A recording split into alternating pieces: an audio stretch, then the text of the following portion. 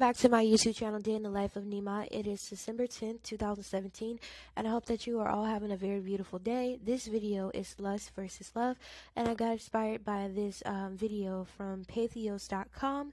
It was a Bible study by someone named Jack Wellman, and we'll jump right into it. So what is lust?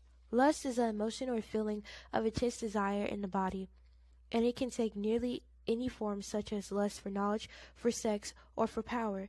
Being self-absorbed, desire, or craving for an object, person, or experience. The examples of lust are that we can lust after riches, drugs, alcohol, and etc.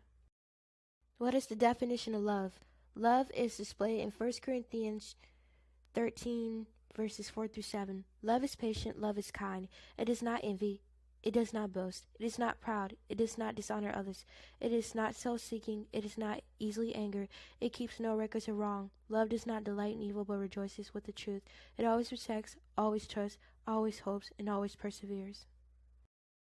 So now we're turning to Matthew chapter 5, verses 28, and I'll say that again.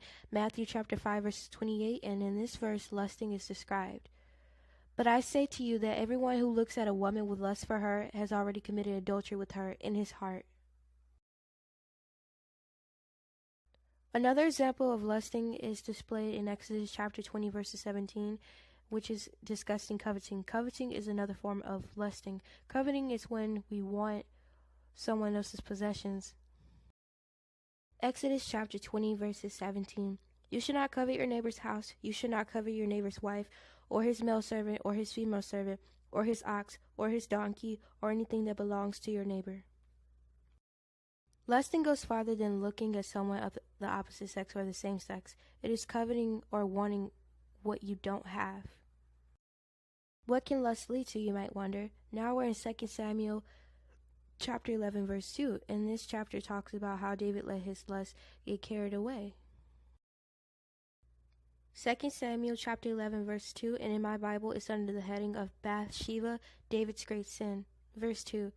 Now when evening came, David arose from his bed and walked around on the roof of the king's house, and from the roof he saw a woman bathing, and the woman was very beautiful in appearance. And I'll go to verse 3. So David sent and inquired about the woman, and one said, Is this not Bathsheba, the daughter of Eliam, the wife of Uriah and the Hittite?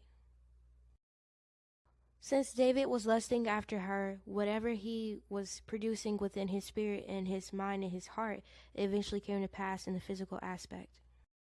He lusted after her, leading to adultery and the murder of Bathsheba's husband. We're now in Matthew chapter 15, verses 19 through 20, and under my Bible, the heading is Tradition and Commandment. Verse 19. For out of the heart comes evil thoughts, murderers, adulterers, fornicators, thefts, false witness, slanderers. Verse 20. These are the things which defile the man, but to eat with unwashed hands does not defile the man. Now we're in Romans chapter 5, verses 8, and under my Bible of the heading it says results of justification. But God demonstrates his own love towards us, and that while we were yet sinners, Christ died for us. Love is a verb, which is an action word. It is what you do more than what you say. The difference between lust and love. Lust is coveting what we don't have. And in Romans chapter 13, verses 10, love does no wrong to our neighbor. Therefore, love is the fulfillment of law. I hope this video encourages you. This is Day in the Life of Nima. Decide what you want in your life. Lust versus love. And if you have any questions, don't be afraid to put them in the comment section below. And have a very beautiful December 10th. Shalom, and make the rest of this day count and the rest of this year, because we will never get this point in time ever again in our lifespan. Love you. Bye.